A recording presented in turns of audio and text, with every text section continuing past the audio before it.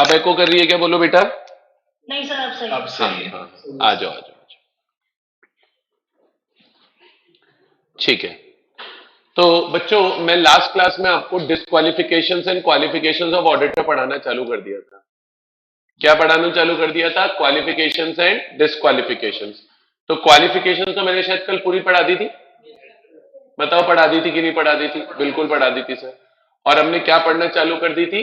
डिस्क्वालिफिकेशंस पढ़ना चालू कर दी थी,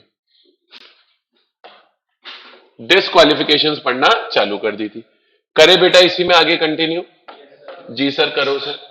अच्छा, अब मैं कल जब आपको डिस्क्वालिफिकेशंस ऑफ ऑडिटर पढ़ा रहा था, जब मैं आपको क्या पढ़ा रहा था, डिस्क्वालिफिकेशंस ऑफ ऑडिटर पढ़ा रहा था, तो मैंने आपको बताया था ये लोग कंपनी के ऑडिटर बनने के लिए एलिजिबल नहीं रहेंगे। बोले ये लोग कंपनी के ऑडिटर बनने के लिए एलिजिबल नहीं रहेंगे। कौन नहीं रहेगा? बोले एक तो बॉडी कॉर्पोरेट, बॉडी कॉर्पोरेट में भी अदर देन एलएलपी। एक मैंने बताया था कंपनी के ऑफिसर या एम्प्लॉय, समझाया था ये मैंने अच्छे से, एक एग्जांपल बना के बनाया था। एक एग्जांपल, एक कंपनी के ऑफिसर एम्प्लॉय और एक person who is a partner or employee, who is a partner or employee of an officer or employee of the company. तो मुझे बताओ ये तीनों पॉइंट आप लोगों को समझ में आ गए थे क्या? ये तीनों पॉइंट आप लोगों को समझ में आ गए थे क्या? पक्का आ गए थे? Yes, ठीक है, sir. अब मैं आगे चल सकता हूं क्या, पहले बताओ। Yes, sir.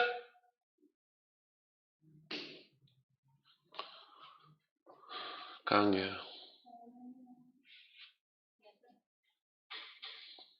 पहले मैंने ठीक किया था, फिर चेंज कर दिया किसी ने। एक मिनट दे दो बच्चों।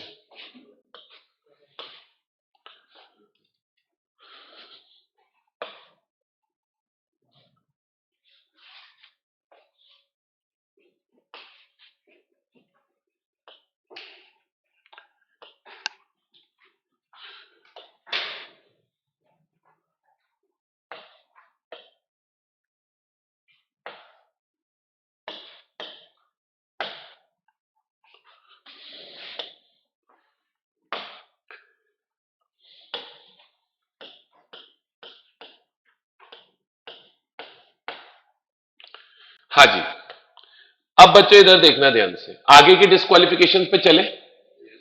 अब ये वाली जो डिस्क्वालिफिकेशन है बहुत अच्छी है, ठीक है, इधर समझना अब इसको, इधर समझना अब इसको। बेटा पहले इस डिस्क्वालिफिकेशन को समझना है क्या डिस्क्वालिफिकेशन। सर मान लो एक कंपनी है राम लिमिटेड, क्या है? राम लिमिटेड, ठीक है। अब एक बंदा है सीए अशोक, सीए अशोक। अब हमें ये देखना है कि ये राम लिमिटेड का ऑडिटर बन सकता है या राम लिमिटेड का ऑडिटर नहीं बन सकता। एक बंदा है सीए अशोक, अब हमें ये देखना है कि सीए अशोक राम लिमिटेड का ऑडिटर बन सकता है या नहीं बन सकता। तो अब लॉ बोला डिस्क्वालिफिकेशन क्या है ये समझना। मान लो ये तो राम लिमिटेड है, सपोज करो एक कंपनी है दशरथ लिमिटेड। क्या है बेटा? एक कंपनी है दशरथ लिमिटेड। दशरथ लिमिटेड मैं कह रहा हूं इसकी होल्डिंग कंपनी है। राम लिमिटेड की क्या है बेटा? होल्डिंग कंपनी है, ठीक है। अब मैं कहता हूं राम लिमिटेड की एक सब्सिडरी कंपनी भी है। राम लिमिटेड की सब्सिडरी कंपनी है लेटर से हनुमान लिमिटेड। हनुमान लिमिटेड बेटा इसकी क्या है? लेटर से सब्सिडियरी कंपनी है, सब्सिडियरी कंपनी है। और मैं कहता हूं जो राम लिमिटेड है, जो कौन है? राम लिमिटेड है, राम लिमिटेड की एक एसोसिएट कंपनी भी है। क्या है? एसोसिएट कंपनी भी है। एसोसिएट कंपनी है इसकी सीता लिमिटेड। सीता लिमिटेड बेटा इसकी क्या है? एसोसिएट कंपनी है। सीता लिमिटेड बेटा इस कंपनी की क्या है? एसोसिएट कंपनी है। तो राम लिमिटेड के लिए हनुमान लिमिटेड तो इसकी सब्सिडियरी कंपनी है, राम लिमिटेड के लिए हनुमान लिमिटेड तो इसकी सब्सिडियरी कंपनी है, राम लिमिटेड के लिए दशरथ लिमिटेड इसकी होल्डिंग कंपनी है, और राम लिमिटेड के लिए सीता लिमिटेड इसकी एसोसिएट कंपनी है। क्लियर है? अब मैं कह रहा हूं राम लिमिटेड की जो होल्डिंग कंपनी है दशरथ, उसी की मैं कह रहा हूं एक और सब्सिडरी है। राम लिमिटेड की होल्डिंग कंपनी की एक और सब्सिडरी है, लेटर से लक्ष्मण लिमिटेड। कौन? लक्ष्मण लिमिटेड। लक्ष्मण लिमिटेड किसकी सब्सिडरी है? लक्ष्मण लिमिटेड सब्सिडियरी है, लक्ष्मण लिमिटेड सब्सिडियरी है ऑफ दशरथ लिमिटेड। समझ में आया? समझ में आया? टोटल कितनी कंपनीज हो गई? टोटल कितनी कंपनीज हो गई? कंपनी, कंपनी की होल्डिंग कंपनी, कंपनी की सब्सिडरी कंपनी, कंपनी की सब्सिडरी होल्डिंग की, और कंपनी की एसोसिएट कंपनी। तो कंपनी, कंपनी की होल्डिंग कंपनी, कंपनी की सब्सिडरी कंपनी, कंपनी की एसोसिएट कंपनी, और कंपनी की होल्डिंग कंपनी की सब्सिडरी। बोलो क्लियर है? ये 5 कंपनीज हो गई। कोई दिक्कत? अब अशोक ऑडिटर किसका बनना चाहता है? राम का बनना चाहता है। अशोक ऑडिटर किसका बनना चाहता है? राम का बनना चाहता है। अब लॉ बोला या तो अशोक के पास, या तो अशोक के पास, या अशोक के किसी रिलेटिव के पास, या तो अशोक के पास, या अशोक के किसी रिलेटिव के पास, या अशोक के पार्टनर के पास, या अशोक के पार्टनर के पास। यानी या तो मेरे पास, यानी या तो मेरे पास, या मेरे रिलेटिव के पास, या मेरे पार्टनर के पास। हम तीनों में से किसी भी एक जने के पास।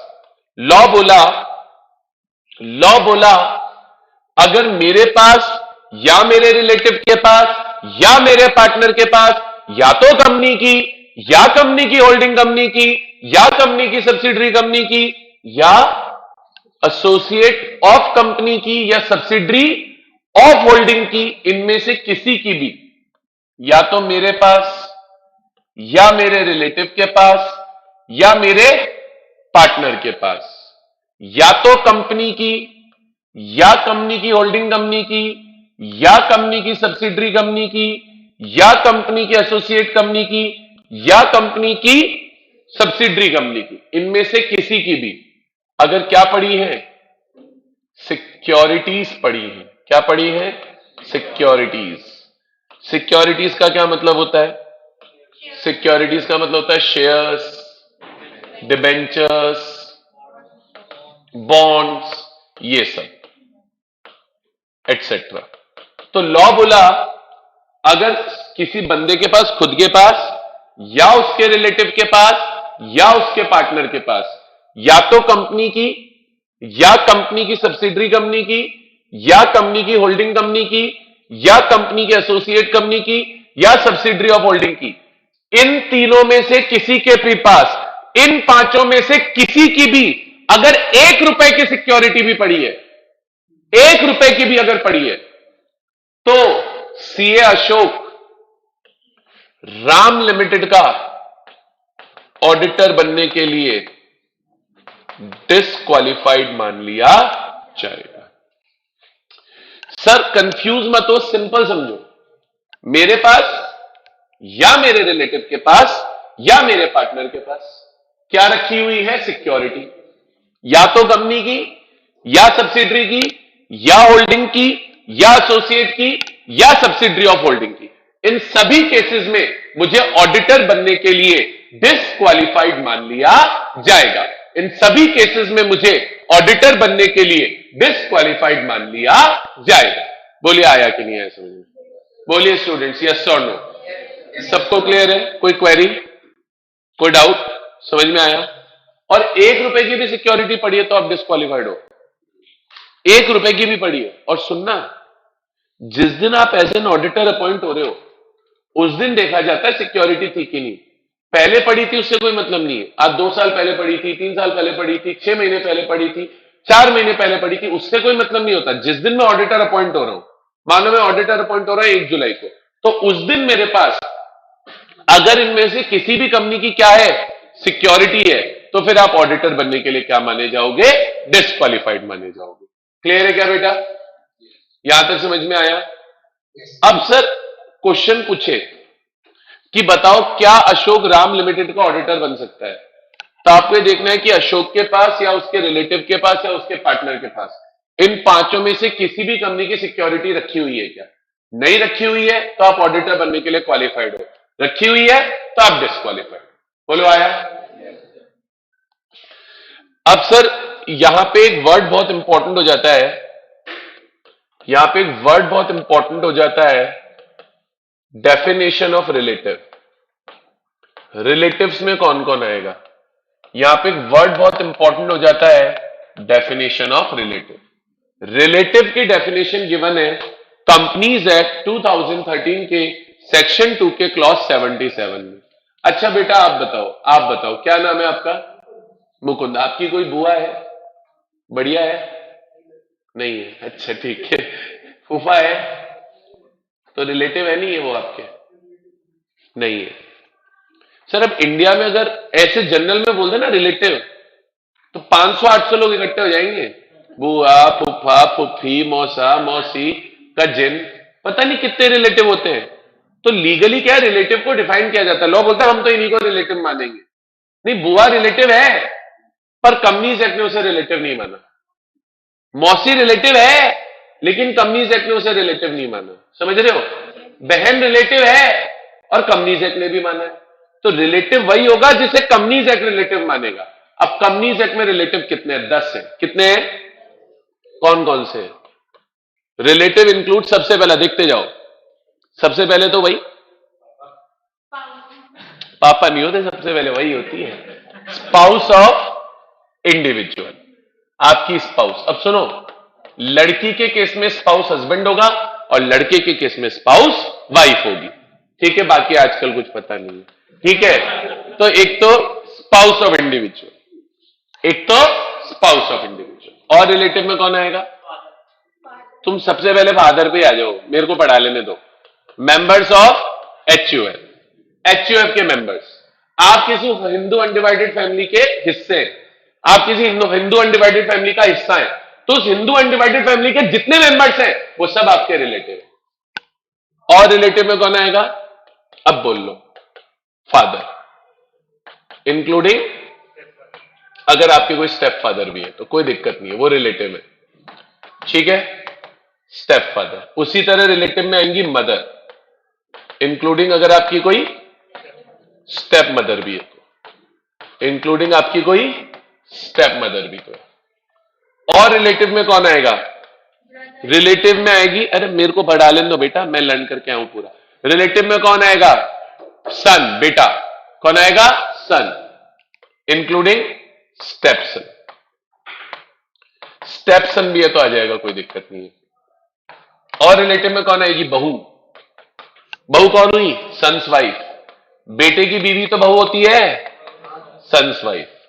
और रिलेटिव में कौन आएगा? बेटी। कौन आएगी? बेटी।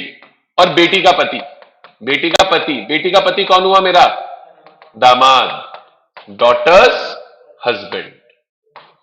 और रिलेटिव में कौन आएगा? भाई, कजिन नहीं, भाई मतलब खुद का भाई। हां, स्टेप वाला आ जाता है, including step, including step brother. और लास्ट सिस्टर, मुझे काउंट करके बताना 10 हो गए क्या? Including step sister. बस कंपनीज एक्ट में यही रिलेटिव है, बस कंपनीज एक्ट में यही रिलेटिव है, इनके अलावा कोई भी नहीं है। तो आज रिलेटिव का मतलब याद रखना है आपको, पूरे कंपनीज एक्ट में एक ही है। पूरे कंपनीज एक्ट में कहीं भी वर्ड रिलेटिव आएगा तो हम ये 10 रिलेटिव लेके चलेंगे। Spouse of individual, members of HUF, father including step father, mother including step mother, son including step son, son's wife, daughter, daughter's husband, brother including step brother, sister including step sister. कोई दिक्कत? लिखा है? लिखा है? नहीं। रितेश इतना पिटेगा ना दांत टूट जाएंगे यहाँ पे सारे के सारे। ठीक है, तूने एक क्वेरी पूछी इसलिए बोल रहा हूं, बाकी कोई और बच्चा पूछता तो मैं आंसर कर देता। ठीक है बेटा, ये रितेश तो बेवकूफ है।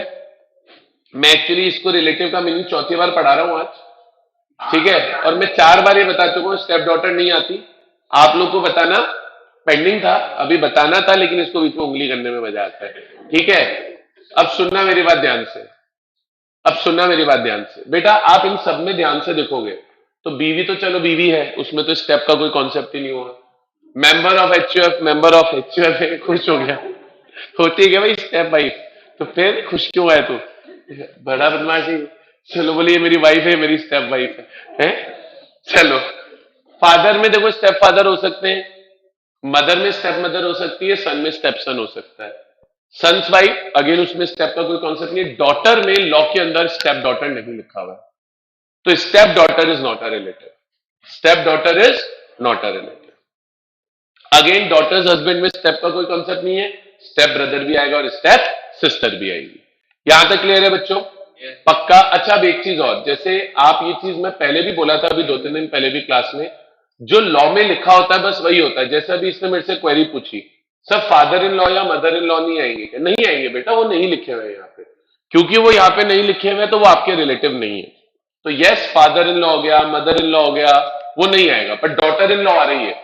सो जो बहू क्या हुई? डॉटर इन लॉ ही तो हुई, या सन इन लॉ भी आ रहा है। डॉटर्स हस्बैंड क्या हुआ? सन इन लॉ ही तो हुआ, तो ये आ रहा है। तो जो लॉ बोलेगा वो आएगा, जो लॉ नहीं बोलेगा वो कभी नहीं आएगा। बोलिए, क्लियर है? तो यही 10 रिलेटिव है पूरे कंपनीज एक्ट में। आज के बाद में अगर कंपनीज एक्ट में कहीं भी वर्ड रिलेटिव बोलूंगा, यही 10 वर्ड आएंगे। और जितनी बार रिलेटिव आएगा ना, चिंता मत करो, मैं हर बार मीनिंग बताऊंगा, मैं हर बार बताऊंगा, मेरी हैबिट में। लेकिन आपको फिर ये कोशिश करनी है कि सर अगर कोई चीज 4 बार बता रहे हैं तो वो हमें लर्न हो, अगली बार ऐसे बुद्धू जैसे सवाल ना पूछे जो चीज आपको ऑलरेडी बताई हुई है। ठीक है, चलिए। रितेश, क्लियर हो गया क्या बेटा?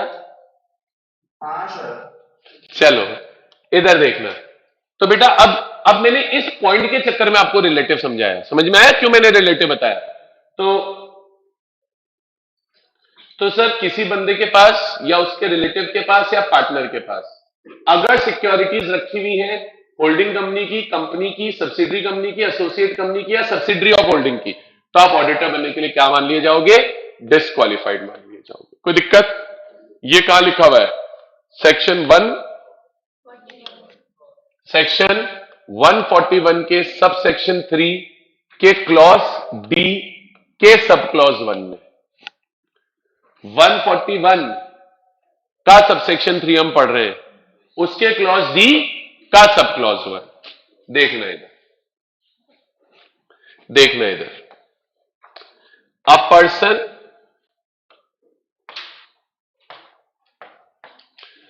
पर्सन हु और इज रिलेटिव और is partner is holding any security in, किसमें सिक्योरिटी है मेरे पास? कंपनी में, सब्सिडरी कंपनी में, होल्डिंग कंपनी में, एसोसिएट कंपनी में, सब्सिडरी ऑफ होल्डिंग में। बोलिए आया? बोलिए आया? और देखो ध्यान से, इन सबके बीच में और लिखा हुआ है, तो किसी एक की भी सिक्योरिटी अगर आपके पास रखी हुई है तो आप ऑडिटर बनने के लिए क्या हो जाएंगे? डिस्क्वालिफाइड हो जाएंगे। ध्यान रखना, ये बात समझ में आ रहा है? और सिक्योरिटी की जब हम बात करते हैं तो सिक्योरिटीज में शेयर्स भी आते हैं, डिबेंचर्स भी आते हैं, बॉन्ड्स भी आते हैं, और उनकी वैल्यू से कोई लेना देना नहीं है, ऑफ एनी वैल्यू। क्वेश्चन बोले 100 रुपए के पढ़े, बताओ क्वालिफाइड डिस्क्वालिफाइड? बोले डिस्क्वालिफाइड। क्वेश्चन बच्चों को बेवकूफ बनाता है। बोले 50 रुपए के ही पढ़े, बताओ क्वालिफाइड डिस्क्वालिफाइड? बोले डिस्क्वालिफाइड। मैं लिटरली बता रहा हूं, पेपर में क्वेश्चन आया हुआ 100 रुपए लिखकर, दिमाग नहीं लगाना, किसी भी वैल्यू के पढ़े हो आप, डिस्क्वालिफाइड है। डन है? लेकिन अब इसमें एक एक्सेप्शन है, सुनेंगे ध्यान से। सर जो रिलेटिव्स होते हैं, कौन? रिलेटिव्स, उनको अलाउ होता है टू होल्ड सिक्योरिटीज, वो सिक्योरिटीज होल्ड कर सकते हैं up to face value. Face value के हिसाब से, उनकी मार्केट वैल्यू से कोई मतलब नहीं है, मार्केट वैल्यू से कोई मतलब नहीं है, up to face value of ₹1 lakh. Relatives को 1 लाख रुपए तक की होल्ड करना अलाउड होता है। अगर उनके पास 1 लाख रुपए से ज्यादा की सिक्योरिटीज होंगी तो मैं डिस्क्वालिफाइड हो जाऊंगा। जैसे मैं हूं और मेरी वाइफ है, मेरी वाइफ ने 1 लाख रुपए तक की सिक्योरिटीज अगर होल्ड की हुई है तो फिर मैं ऑडिटर बनने के लिए डिस्क्वालिफाइड नहीं हूं। पहले बात बताऊं, अभिषेक सर है, अभिषेक सर की वाइफ है, तो अभिषेक सर की वाइफ अभिषेक सर की रिलेटिव हो गई। अब मेरी वाइफ ने मान लो 1 लाख रुपए की सिक्योरिटीज खरीद ली, तो क्या मैं ऑडिटर बनने के लिए डिस्क्वालिफाइड हूं? नहीं हूं। पर अगर मेरी वाइफ 1 लाख रुपए से ज्यादा की खरीद लेगी तो मैं डिस्क्वालिफाइड हूं। लेकिन अगर मैं खुद खरीदूंगा तो 1 रुपए की भी नहीं खरीद सकता, या मेरा पार्टनर खरीदेगा तो 1 रुपए की भी नहीं खरीद सकता। सिर्फ एक्सेप्शन किसके केस में दिया गया है? रिलेटिव के केस में दिया गया है कि वो कितने रुपए तक की सिक्योरिटी खरीद सकता है? 1 लाख रुपए तक की, वो भी फेस वैल्यू। सब मार्केट वैल्यू तो हो सकता है बहुत ज्यादा हो। लॉ बोला हमें मार्केट वैल्यू से मतलब नहीं है, हमें मतलब है फेस वैल्यू से। So relative can hold securities up to value of ₹1 lakh. बोलिए आया? अच्छा, एक चीज और, अब सर जैसे अब क्या हुआ मैं बताता हूं। मैं बताता हूं क्या हुआ। मैंने कंपनी की सिक्योरिटीज खरीद ली। क्या खरीद ली? सिक्योरिटीज खरीद ली। तो मैं ऑडिटर बनने के लिए डिस्क्वालीफाइड हूं। ठीक बात है। अब चलो मैं ऐसा कहता हूं कि मैं 1 जुलाई को ऑडिटर अपॉइंट हो रहा था। कब अपॉइंट हो रहा था? 1 जुलाई को मैं ऑडिटर अपॉइंट हो रहा था।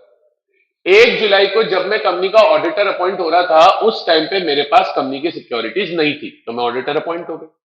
अब मेरा क्वेश्चन ये आता, अगर ऑडिटर अपॉइंट करने के बाद सिक्योरिटीज खरीद ली तो मैं आगे जाके आपको एक सेक्शन पढ़ाऊंगा 141 सबसेक्शन 4।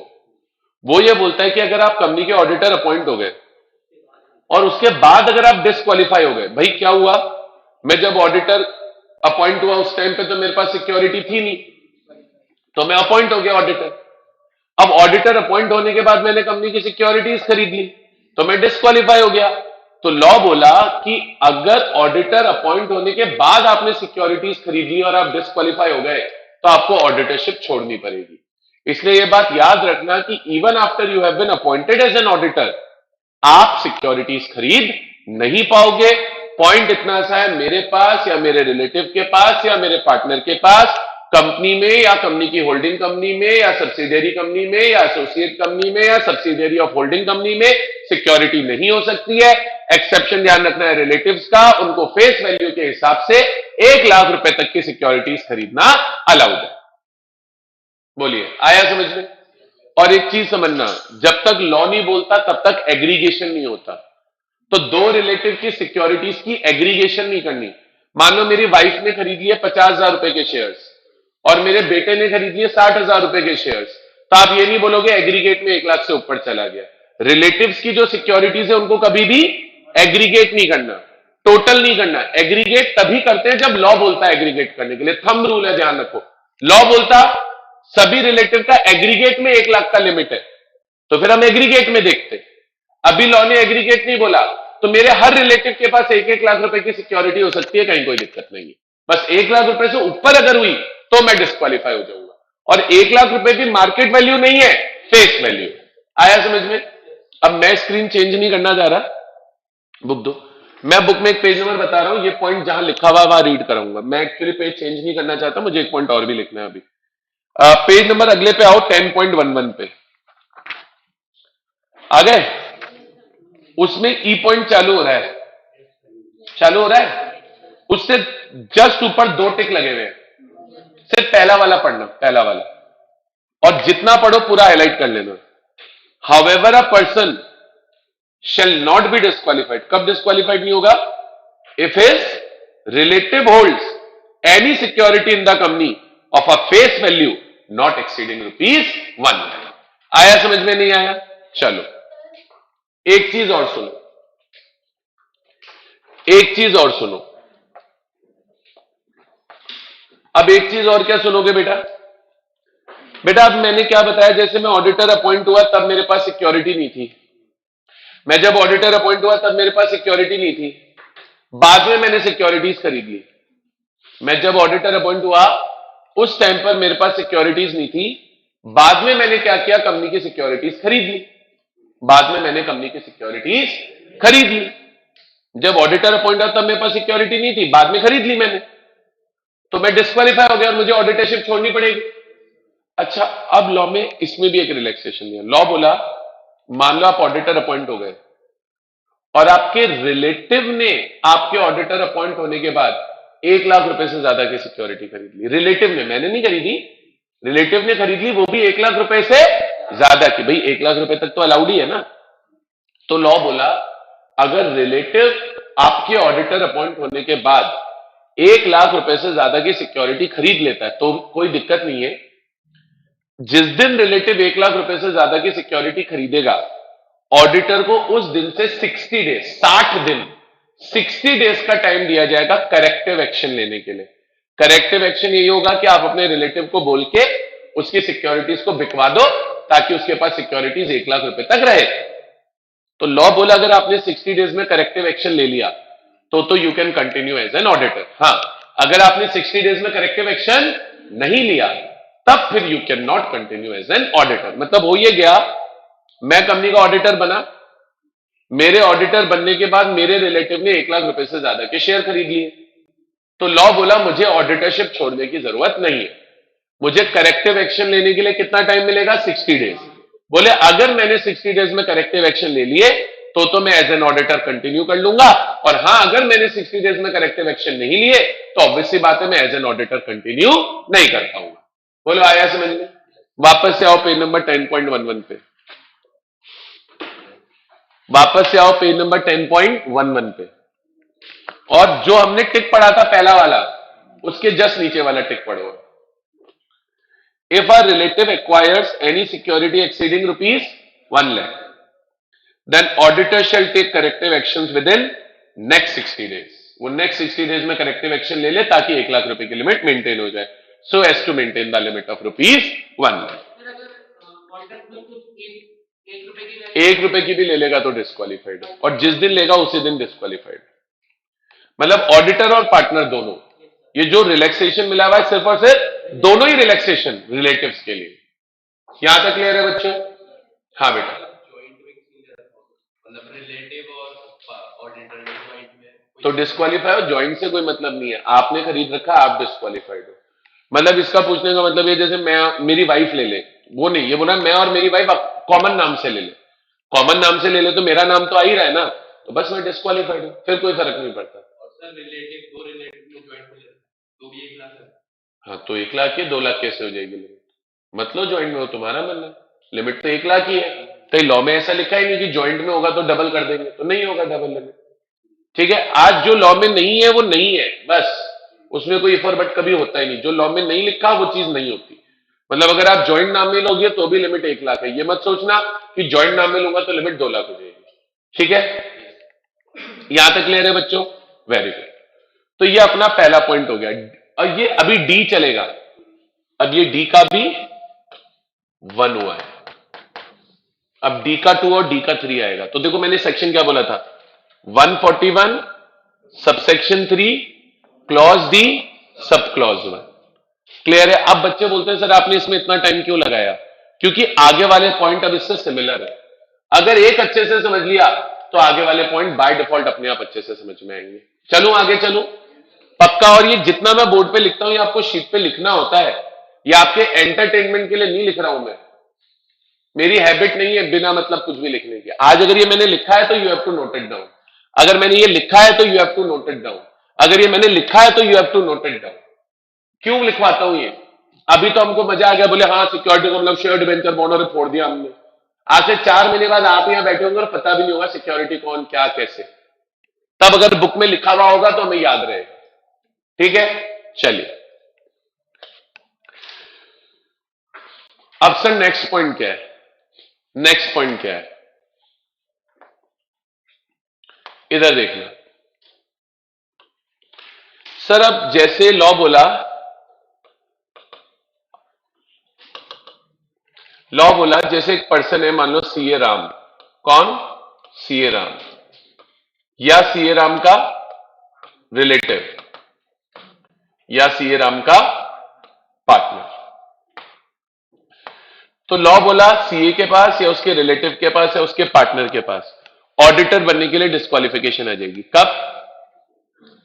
या तो सीए या उसका रिलेटिव या उसका पार्टनर इनडेटेड है। इनडेटेड का मतलब होता है लायबल टू पे, लायबल टू पे।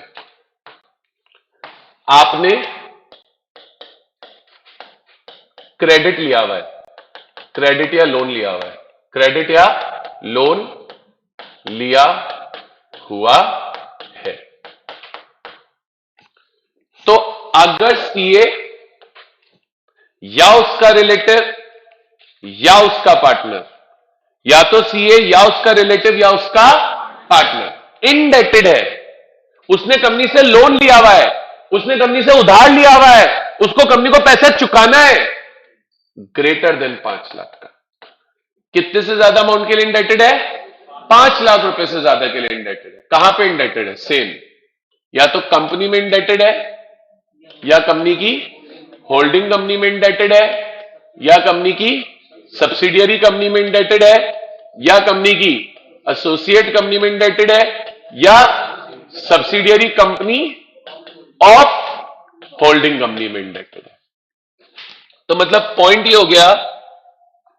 हो गया कि अगर मैं या मेरा रिलेटिव या मेरा पार्टनर 5 लाख रुपए से ज्यादा के लिए इंडेटेड है, या तो कंपनी में या होल्डिंग में या सब्सिडरी में या एसोसिएट में या सब्सिडरी ऑफ होल्डिंग में, तो सीए राम ऑडिटर बनने के लिए हो जाएगा डिस्क्वालिफाइड ऑफ द कंपनी। बोलिए आया नहीं आया समझ में? अरे आ गया। और इंडेटेड का मतलब क्या होता है? आपने मे बी क्रेडिट पे गुड्स खरीद लिए इसलिए आपको पैसा चुकाना है, मे बी आपने लोन ले लिया इसलिए आपको पैसा चुकाना है। इनडेटेड बंदा कौन है? जिसको सामने वाले को पैसा चुकाना है। आज आपने मेरी अभी तक फीस पे नहीं करी है तो आप मेरे टुवर्ड्स क्या हो गए? इनडेटेड हो गए। तो अगर ऑडिटर या उसका रिलेटिव या उसका पार्टनर इनडेटेड है 5 लाख रुपए से ज्यादा के लिए तो वो डिस्क्वालिफाइड है। अगेन एग्रीगेट नहीं होगा। मान लो मैं 2 लाख से इंडेटेड हूं, मेरी वाइफ 4 लाख से इंडेटेड है, तो आप ये नहीं बोलोगे मिला के 6 लाख हो गया, 5 लाख से ज्यादा इंडेटेड हो गए। नहीं, एग्रीगेशन तभी होता है जब लॉ बोले। लॉ नहीं बोल रहा है तो आप एग्रीगेशन नहीं करेंगे। क्लियर है? कोई क्वेरी? पक्का समझ में आया? आओ रीड करें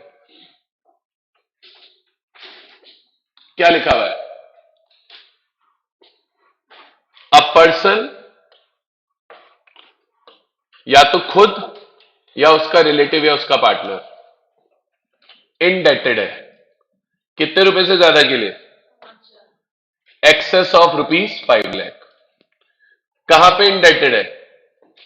कंपनी में, सब्सिडरी कंपनी में, होल्डिंग कंपनी में, एसोसिएट कंपनी में या सब्सिडरी ऑफ होल्डिंग कंपनी। बताओ बेटा क्लियर हुआ कि नहीं हुआ? इंडेटेड का मतलब क्या है? लायबल टू पे any type of loan or liability। ये कौन सा सेक्शन हो गया?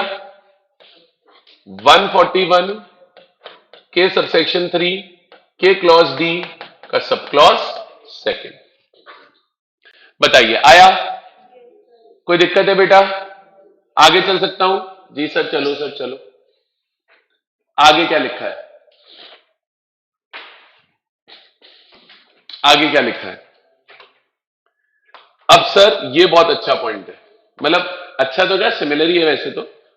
इधर देखना, एक सीए मान लो बेटा भाई, सीए अशोक। अब या तो सीए अशोक या उसका पार्टनर या उसका रिलेटिव। अब कहानी क्या है समझना, या तो कंपनी या कंपनी की होल्डिंग कंपनी या कंपनी की सब्सिडियरी कंपनी या कंपनी की एसोसिएट कंपनी या सब्सिडियरी कंपनी और होल्डिंग कंपनी। इन पांचों में से कोई भी एक कंपनी, इन पांचों में से कोई भी एक कंपनी लोन ले रही है। क्या ले रही है? लोन। लेटर से लोन है 1.2 लाख रुपीस का। किससे ले रही है लोन? किसी से भी ले रही है। हम इस बंदे को बोल रहे हैं थर्ड पार्टी। एक थर्ड पार्टी से लोन ले रही है। कोई दिक्कत? अब सीए अशोक या उसका पार्टनर या उसके रिलेटिव इस थर्ड पर्सन को गारंटी दे दी कि तू चिंता मत कर, तुझे तेरा पैसा मिल जाएगा। और तेरा पैसा अगर नहीं मिला, मान लो तेरा पैसा कंपनी ने नहीं चुकाया या तेरा पैसा सब्सिडरी ने नहीं चुकाया या होल्डिंग ने नहीं चुकाया या सब्सिडरी ऑफ होल्डिंग ने नहीं चुकाया या एसोसिएट ने नहीं चुकाया, तो मैं चुका दूंगा। तो बेसिकली सीए अशोक या उसका पार्टनर या उसका रिलेटिव इन लोगों के फेवर में, इन लोगों के फेवर में गारंटी दे रहा है टू अ थर्ड पार्टी। तो लॉ बोला अगर सीए या उसका पार्टनर या उसका रिलेटिव गारंटी दे रहा है किसी थर्ड पार्टी को इनके फेवर में, तो वो ऑडिटर बनने के लिए डिस्क्वालिफाइड हो जाएगा अगर गारंटी का अमाउंट ग्रेटर देन 1 लाख हो। तो मुझे बताओ, मेरे एग्जांपल में गारंटी का अमाउंट ग्रेटर देन 1 लाख है कि नहीं है? सर अब लॉ बोला या तो आप गारंटी दे रहे हो या सिक्योरिटी दे रहे हो। सर गारंटी देने में तो आप सामने वाले को ये बोलते हैं कि उसने पैसा नहीं चुकाया तो मैं चुकाऊंगा। सिक्योरिटी देने में असेट गिरवी रखवाते हैं।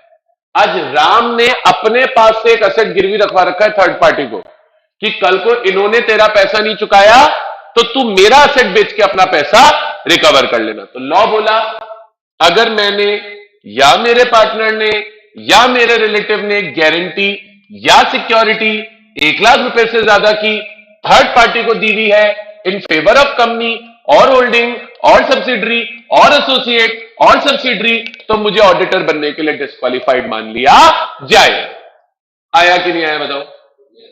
बोलो मेरे बच्चों, आ गया? देखो देखो मजा आ गया। तो लॉ बोला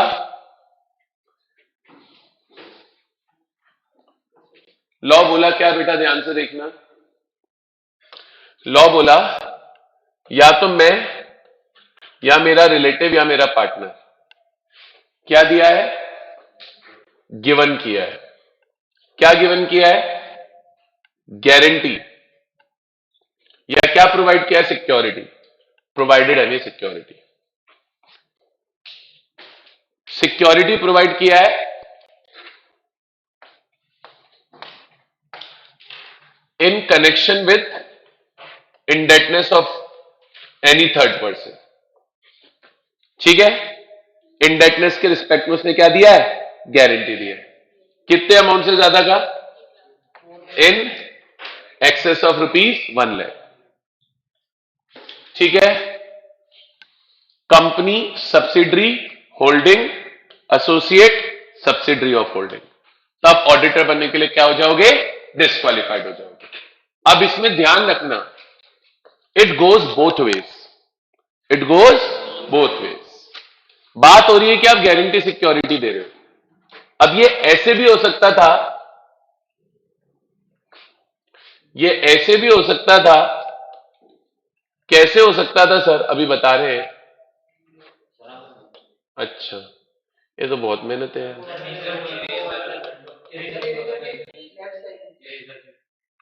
ये यही तो किया था। अच्छा सॉरी।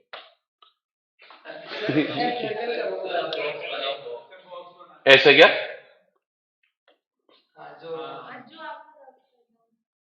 अगर अब की बार गलत हुआ ना, बाहर निकाल दूंगा सबको।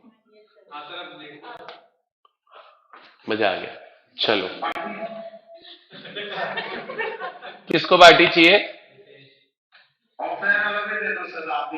नहीं, तू अगर आ गया तो सबको दे दूंगा। चल यहाँ पे आ जा, गारंटी सबको नहीं, अब भी दूंगा, अब भी आएगा तो फिर पार्टी नहीं हो पाएगी बेटा। चलो, हाँ मांगता ही वो है यार, उसको जरूरत भी है पार्टी की, आपने देखा नहीं उसको है? चलो आओ, अच्छा पढ़ाने दो यार, टाइम हो जाएगा। इधर देखना। तो अब क्या हुआ? उल्टा हिसाब किताब भी हो सकता है। अब की बार कंपनी क्या दे रही है? लोन दे रही है। किसको? थर्ड पार्टी को।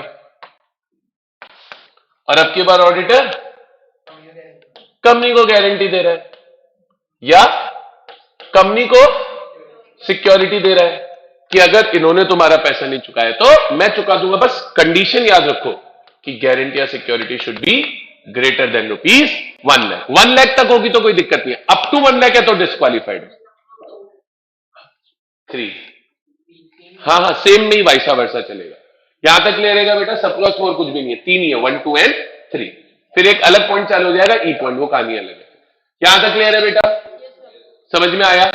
चलो, तो कितनी डिस्क्वालिफिकेशन हो गई पहले बताओ? कितनी डिस्क्वालिफिकेशन हो गई? देखा जाए तो 4 ही हुई है, A point, B point, C point और डी पॉइंट। अब डी का 1, डी का 2 और डी का 3। क्लियर है? अब आती है ई डिस्क्वालिफिकेशन, ये बहुत अच्छी है।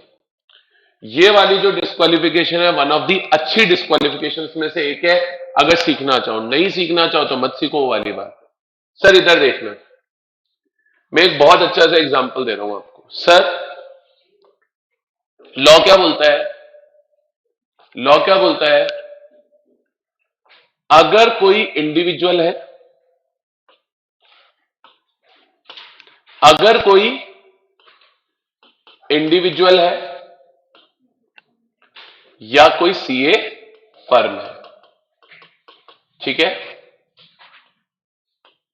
इंडिविजुअल है या सीए फर्म है, ठीक है।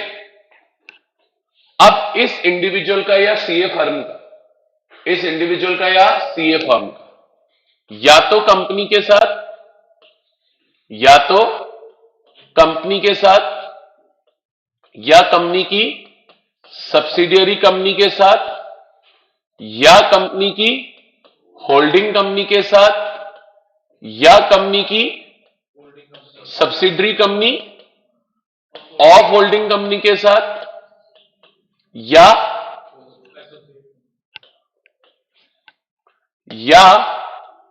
एसोसिएट कंपनी के साथ, या subsidiary company of associate company के साथ। ये एक्स्ट्रा आ गई इस बार, है ना भाई। 5 कंपनीज तो हर जगह ही चल रही थी, 1 2 3 4 और 5, ये तो हर पॉइंट में आई। अब ये एक्स्ट्रा आ गई। अब अगर इंडिविजुअल का या सीए फर्म का, रूल समझना, अगर इंडिविजुअल का या सीए फर्म का, इनमें से किसी के भी साथ, इनमें से किसी के भी साथ क्या है? बोले इनमें से किसी के भी साथ बिजनेस रिलेशन है। क्या है बेटा? बिजनेस रिलेशन है। इनमें से किसी के भी साथ अगर आपका बिजनेस रिलेशनशिप है तो फिर इंडिविजुअल या सीए डिस्क्वालिफाइड हो जाएंगे ऑडिटर बनने के लिए। अब आप पूछोगे बिजनेस रिलेशनशिप से क्या मतलब है? बेटा बिजनेस रिलेशनशिप का मतलब होता है कोई भी commercial transaction, any commercial transaction. बेटा कमर्शियल ट्रांजैक्शंस कौन से ट्रांजैक्शंस होते हैं? जो प्रॉफिट कमाने के लिए किए जाते हैं। एक बात बताओ, मैं आपको कोचिंग पढ़ा रहा हूं तो मेरा मेन मोटिव तो अर्न करना ही है, कोई डाउट ही नहीं है इसमें। नहीं, मैं चाहता हूं आप पास हो, मैं चाहता हूं आपका करियर बने, मैं आपके लिए सब अच्छा चाहता हूं। लेकिन अगर आप मेरे से पूछोगे कि मेरा मेन मोटिव क्या है, तो वो तो प्रॉफिट मोटिव ही है। तो आज जो मैं आपको ट्यूशन पढ़ा रहा हूं वो आपके मेरे बीच में क्या है? Commercial transaction. अब मैं आपको इसको जैसे यहां एग्जांपल दूं, मान लो इंडिविजुअल या सीए फर्म ने अपनी कोई बिल्डिंग कंपनी को रेंट पे दी हुई है और उन्हें रेगुलरली कंपनी से क्या मिलता है? रेंट मिलता है। तो वो क्या हो गया? बिजनेस रिलेशनशिप हो गया। या वाइस वर्सा, कंपनी ने इंडिविजुअल या सीए फर्म को कोई बिल्डिंग रेंट पे दी हुई है और कंपनी को इनसे रेगुलर क्या मिलता है? रेंट मिलता है तो वो भी क्या? बिजनेस रिलेशनशिप ही है। या मान लो कंपनी का कंस्ट्रक्शन बिजनेस है। अब इंडिविजुअल को अपने लिए घर बनवाना था तो उसने कंपनी को कॉन्ट्रैक्ट दे दिया कि तुम मेरे लिए घर बना दो, तो वो भी क्या है? बिजनेस रिलेशन है। तो लॉ बोला अगर इंडिविजुअल और सीए फर्म का कंपनी या कंपनी की होल्डिंग या सब्सिडरी ऑफ होल्डिंग या एसोसिएट या सब्सिडरी ऑफ एसोसिएट के साथ, इन 6 में से किसी के भी साथ किसी भी प्रकार का कमर्शियल ट्रांजैक्शन हो रहा है, किसी भी प्रकार का बिजनेस रिलेशनशिप हो रहा है, तो आप ऑडिटर बनने के लिए हो जाएंगे डिस्क्वालिफाइड। बोलिए आया? बोलिए आया? लेकिन अब 2 एक्सेप्शंस है। 2 क्या है? एक्सेप्शंस है। लॉ बोला इन 2 एक्सेप्शन केसेस में हम ये नहीं मानेंगे कि बिजनेस रिलेशनशिप है। नहीं, वो होता है बिजनेस रिलेशन। लॉ बोला हम नहीं मानेंगे कि बिजनेस रिलेशन है और इसीलिए आप डिस्क्वालिफाइड नहीं रहोगे। बोले 2 एक्सेप्शंस हैं, इन 2 एक्सेप्शन केसेस में बिजनेस रिलेशनशिप नहीं माना जाएगा और क्योंकि बिजनेस रिलेशनशिप नहीं माना जाएगा तो आप डिस्क्वालिफाइड भी नहीं रहेंगे। अब जैसे मैं सोचूं इसका कितना अच्छा आपको एक प्रैक्टिकल एग्जांपल देता हूं। ये प्रोविजन क्यों बनाने जरूरी थे? आज मेरे पास ये मोबाइल फोन है, ठीक है, ये मेरे पास मोबाइल फोन है, इसमें कनेक्शन है मेरे को भी नहीं पता, एयरटेल का है ना। तो इसमें एयरटेल का कनेक्शन है, ठीक है, एयरटेल का। ये एयरटेल का दिख रहा होगा सबको। अब सर मेरा एयरटेल से कमर्शियल रिलेशन है, मैं उनसे मोबाइल सर्विसेज लेता हूं और उनको चार्जेस पे करता हूं, तो क्या मैं एयरटेल का ऑडिटर बनने के लिए डिस्क्वालीफाइड हूं? सर अभी तक तो हूं, जिसने भी बोला अभी तक तो हूं बिल्कुल सही बोला, मतलब एक्सेप्शन पढ़ा दूंगा उसके बाद अलग है, अभी तक तो हूं। हो गया मेरा बिजनेस रिलेशन, हो गया। भाई एयरटेल मेरे को मोबाइल सर्विसेज दे रहा है, फ्री में दे रहा है क्या? प्रॉफिट कमाने के लिए तो दे रहा है। तो मेरा मेरा सी अभिषेक लोहिया का एयरटेल जो कंपनी है उसके साथ क्या हो गया? कमर्शियल रिलेशन हो गया। हो गया कि नहीं हो गया आप बताओ। सर अब अगर सिर्फ कमर्शियल रिलेशन होने से डिस्क्वालीफाइड होने लग गए, तब सोचो इंडिया में जितने लोग एयरटेल का कनेक्शन यूज कर रहे हैं वो तो सभी एयरटेल का ऑडिट करने के लिए डिस्क्वालीफाइड हो गए। समझ रहे हो कितनी बड़ी बात है ये? अब सोचो कितनी बड़ी बात, सोचो जेवीवीएनएल है, जयपुर विद्युत वितरण निगम लिमिटेड कंपनी है वो, जेवीवीएनएल। अब जेवीवीएनएल ही पूरे जयपुर में इलेक्ट्रिसिटी देती है, तो इसका मतलब तो जयपुर के जितने सीए हैं सबका जेवीवीएनएल के साथ कमर्शियल रिलेशन है, और सभी लोग जेवीवीएनएल की ऑडिट करने के लिए डिस्क्वालीफाइड हो गए। लॉजिक समझ रहे हो? तो लॉ ने पहला एक्सेप्शन दिया। लॉ बोला अगर कंपनी कोई गुड्स या सर्विसेज इंडिविजुअल को या सीए फर्म को सप्लाई कर रही है in its ordinary course of business, in its ordinary course of business यानी कंपनी का बिजनेस ही वो गुड्स एंड सर्विस सप्लाई करने का है, और कंपनी वो गुड्स एंड सर्विस सप्लाई कर रही है एट अ मार्केट प्राइस। ये लोग मार्केट प्राइस को मार्केट प्राइस नहीं बोलते, मार्केट प्राइस के लिए वर्ड यूज करते हैं आर्म लेंथ प्राइस। क्या बोलते हैं? Arm length price. तो इन्होंने बोला कि अगर कंपनी या सब्सिडरी या होल्डिंग या जो भी है, ये लोग ऑडिटर को कोई गुड या सर्विस सप्लाई कर रहे हैं in the ordinary course of the business and that too at the arm length price यानी मार्केट प्राइस, तो फिर हम ये अज्यूम कर लेंगे कि उनके बीच में कोई बिजनेस रिलेशनशिप नहीं है, और उस केस में फिर ऑडिटर को डिस्क्वालीफाइड माना नहीं जाएगा। समझ में आया? अब वो चाहे कोई भी गुड हो कोई भी सर्विस हो, उससे कोई फर्क नहीं पड़ता, कोई टेलीकॉम सर्विस हो, कोई हॉस्पिटल की सर्विस हो, कोई गुड्स हो, कोई सर्विस हो, इररेलेवेंट है। बोले अगर मार्केट प्राइस पे सप्लाई हुआ है और during the course of business supply हुआ है तो फिर ऑडिटर को डिस्क्वालीफाइड माना नहीं जाएगा। बोलो आया? तो एक्सेप्शन में पहला एक्सेप्शन इन्होंने क्या दिया? ट्रांजैक्शन इन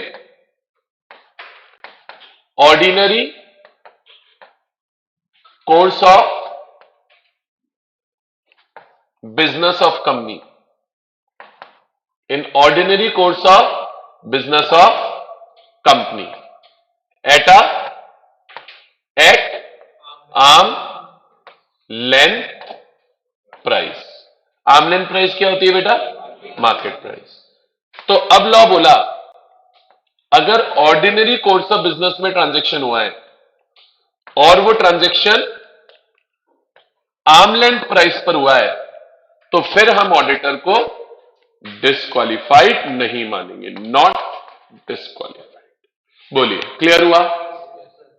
अच्छा सर अब एक बात बताओ, एक चार्टर्ड अकाउंटेंट होता है, तो क्या चार्टर्ड अकाउंटेंट कंपनी को सिर्फ ऑडिटिंग की सर्विस देता है क्या? ऑडिट के अलावा कुछ नहीं करता वो कंपनी के लिए?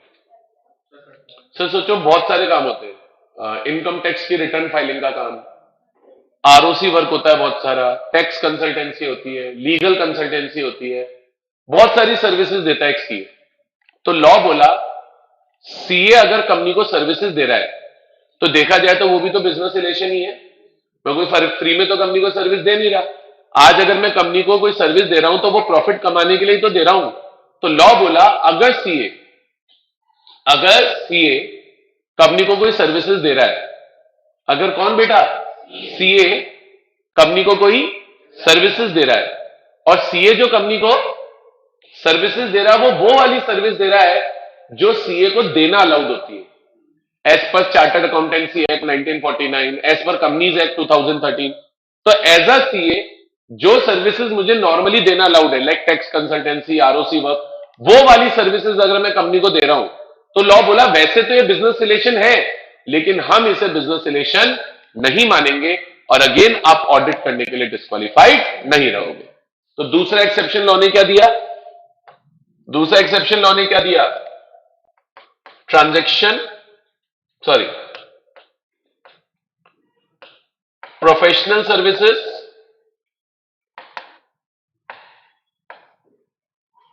rendered by individual, rendered by individual या फर्म, rendered by individual या firm as per CA act 1949 and companies act 2013।